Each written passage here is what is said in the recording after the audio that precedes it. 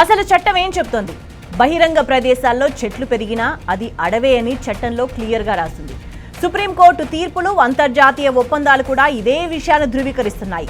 కానీ వాటిని అర్థం చేసుకోకుండా అడ్డగోలు వాదనలు చేస్తున్నారు కాంగ్రెస్ లీడర్లు.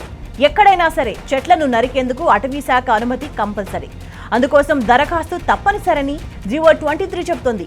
2 హెక్టార్ల విస్తీర్ణం దాటితే ఖచ్చితంగా అడవిని ముందస్తు మదింపు చేయించాలి. అది రూల్. అడవి నుంచి నెమలి ఈక పట్టుకెళ్లినా నేరమే.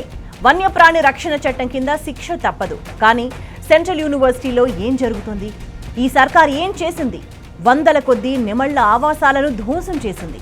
వన్యప్రాణులకు నిలవ నీడ లేకుండా చేసింది.